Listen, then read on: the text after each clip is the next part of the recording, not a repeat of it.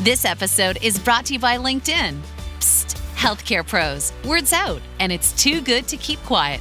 Look, LinkedIn is revolutionizing job hunting, making it possible to search by specialty, shift preference, and salary. Endless scrolling is out. Whether it's a mental health therapist or dental hygienist, finding the perfect role is faster and easier than ever. Head to linkedin.com/healthcare and start your search today. This podcast is brought to you by Carvana. Carvana makes car selling fast and easy from start to finish.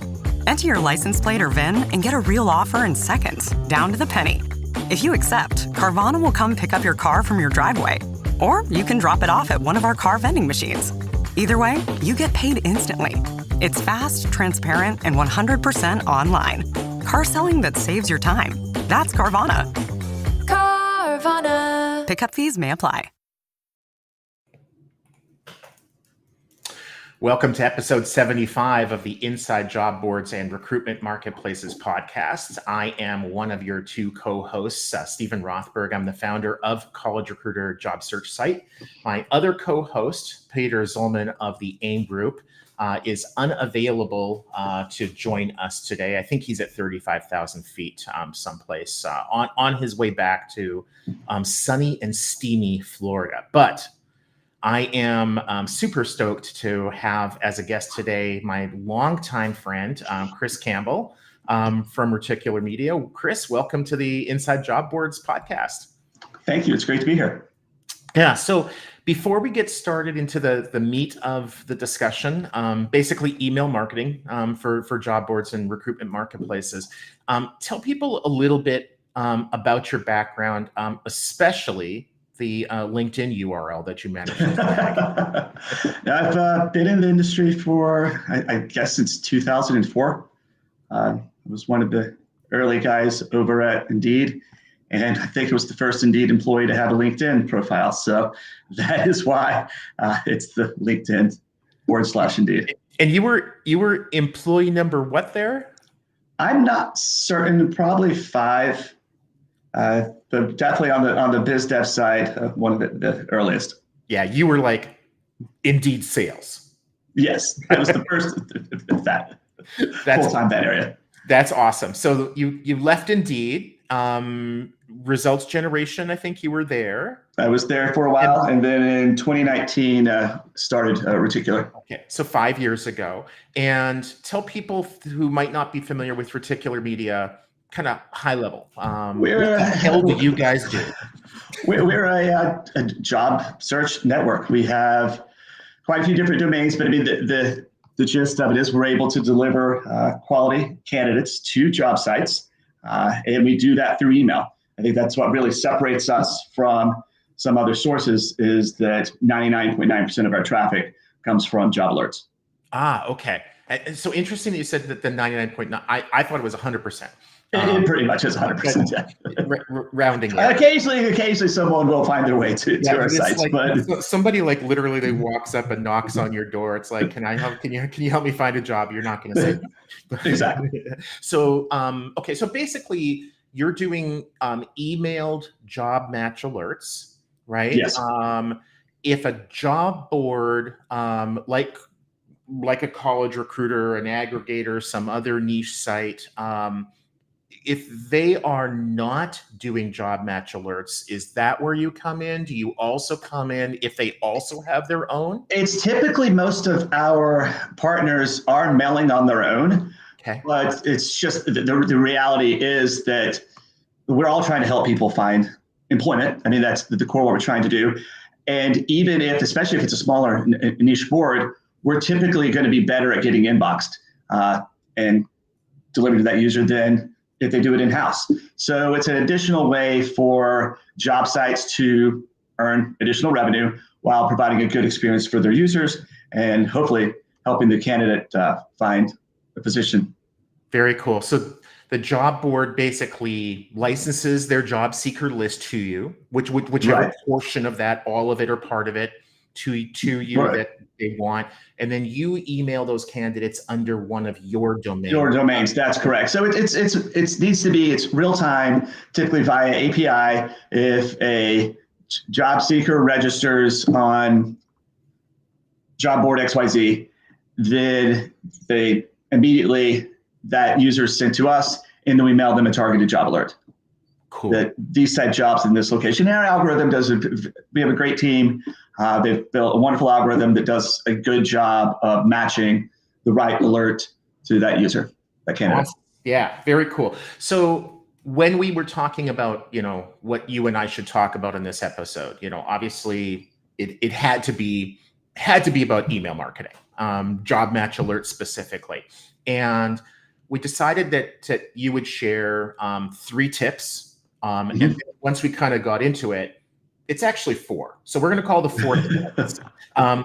Why don't we start with list hygiene? To successfully, for a job board to successfully get its job match alert emails into the candidate's inbox, get them opened, get the candidates to click on them, get them to apply to a job. Yeah. List hygiene, what is that all about? Well, I mean, basically, it's what it sounds like. It's cleaning up your data. We actually outsource it. It's something you can do in-house, but it's extremely time-consuming. And there's some fantastic companies out there. That's all they do. And I mean, you can Google them, just type in list hygiene, and you'll see a list. And we work with a few, and they all do a good job. And the whole purpose is you basically want to make sure that this is a real email that you're mailing, and that that's it. It's just cleaning up your list. Because that leads to some additional things that we had discussed. So it's you have to make sure that you're building a reputation with the email service providers, and you want to have a good open rate, delivery rate, etc. And so it's all interconnected. So list hygiene is just it's what it says. It's cleaning up your list and making sure that you're mailing real users, real email addresses. Right. So you're not sending emails to people who maybe used to have that email address but closed it. Things along those lines. Like an old AOL address, or exactly somebody who signs up with a bogus. Yes, which happens often. Yeah. And so these companies do a good job of just scrubbing it, cleaning that list up for you. Cool. Tip number 2, mailing patterns. Now, we're not talking mailing as in our gender. We're actually trying to be productive here, Stephen. So tell me what you mean by mailing patterns. Well, it's mailing frequency. It's what it really comes down to. If you have a user, typically what we have found is that you have a short window, especially for a job seeker, that they are actively looking. And during that window, they are much more likely to engage. So if you know you have an active job seeker, maybe it's okay to mail them in the morning and then mail them another list in the evening, because that's what they're looking for. And the reality is, if they're on your site, they're signing up for alerts, and they're on another site. Absolutely. They're aggressively looking at all these different boards. And they are much more inclined to open the email, engage, wind up back on your site, clicking on jobs, and hopefully, finding that ideal position through your particular board. Now, with that, that doesn't necessarily mean that you want to. So you start seeing that user slowly disengage. That doesn't mean that you have to completely disregard that candidate user, but maybe just once a month you want to reach out and say, "Hey, are you still interested in another type job? Here's something that might be of interest to you." So it's the mailing frequency is what I like to call it. But I mean, it comes down to. Welcome to The Human Role, your go-to podcast where HR and payroll collide with innovation. I'm your host, Tiana Neal, and every month I'm diving deep with industry experts and change makers, bringing you real talk insights, practical tips, and fresh takes you won't hear anywhere else. Whether you're a leader, practitioner, or just curious about the latest HR and payroll trends, I've got you covered. Ready to roll with the best? Tune in for fresh perspectives, actionable tips, and the knowledge you need to roll forward with confidence. Subscribe now, and let's transform the way you work. An active user, engage with them. And then over time, knowing that line between, let's not be annoying or inundate them with alerts they don't want, but just check in. Yeah. Nobody. it doesn't help. It's very counterproductive to be slamming people with emails that there's a cost to it. There's a brand reputation. They start marking them as spam. That's exactly, and that's the big thing, because you have to maintain a certain level of deliverability and open rate for these ESPs to be inboxed. And right. So you have to be extremely cautious in how you go about engaging with that user. Cool. So speaking of engagement, sort of the third tip or pillar, and earlier when you and I were talking, you talked about how they're all intertwined, right? Yes. If you do one of these really well and the other two really poorly, it's not going to help. You have to do them all three of them pretty well. But the third one that you talked about was content testing. To me, that's the most obvious. If I'm an engineer in Dallas, I don't want to see nursing jobs in, Moscow. Is that where that's that part of it? You have to be targeted in your alerts, and you want, again, that comes back to the user experience. But exactly what you said, you want targeted alerts that cater to that specific job seeker's wants and needs. But also, when I say content testing, I mean the subject line. So the subject line of your email, the format of your email. This is something that I see a lot of sites that they think set it and forget it, but that doesn't really work. Like you have to constantly be evolving, adjusting, and updating the formats, and keep trying different things. And just because it worked, we more often than not, we find things we test don't work, but it's something that we're always trying to improve. We're trying to cater to that user and make sure that, we're catching their eye and we're delivering them exactly what they're looking for. Oh, I can just imagine how interesting it would be to be a fly on the wall when your team is talking about things like, I just had a great new idea for a subject line, the formatting, the layout.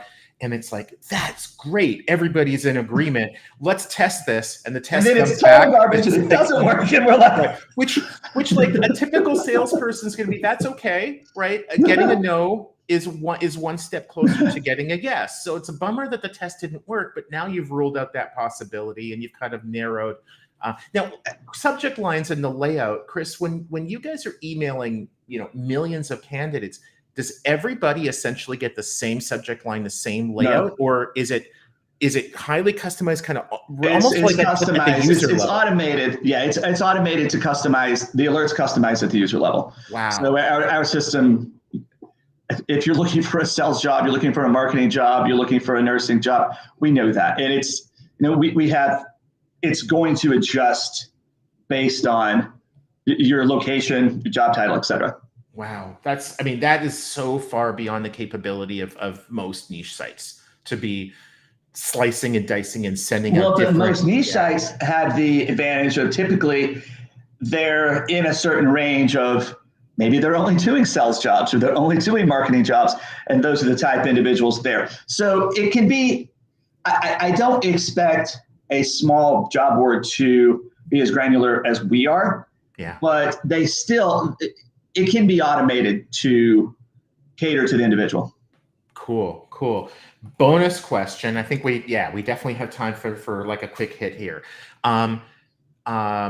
The ESP, the email service provider requirements. My impression of what you want to talk about here is how important Gmail is, but that Hotmail, AOL, they're all Yahoo, important. they're all important. They're all different. But Gmail is it's crucial to stay up to date on the delivery requirements for Gmail. I mean, it's the others matter, but the vast majority of the users that we see are Gmail, and Gmail is quite particular on their requirements, open rate, deliverability rate, et cetera, for being inboxed.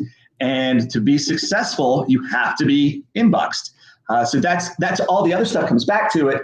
For the list hygiene is important for Gmail. Testing the content to make sure that you get inbox. Mailing frequency to make sure that the users are opening and engaging, because if you overdo it, they're not. Gmail's going to see that. And then you could be sent to Gmail purgatory, which you do not want to wind up in. So it's all relevant to getting inboxed. I mean, that's that's the first most important step, because if you don't get inbox, none of the other stuff matters. Right. Yeah. Your conversion rate after that is going to be zero, no matter what, no matter how good any of the other stuff is.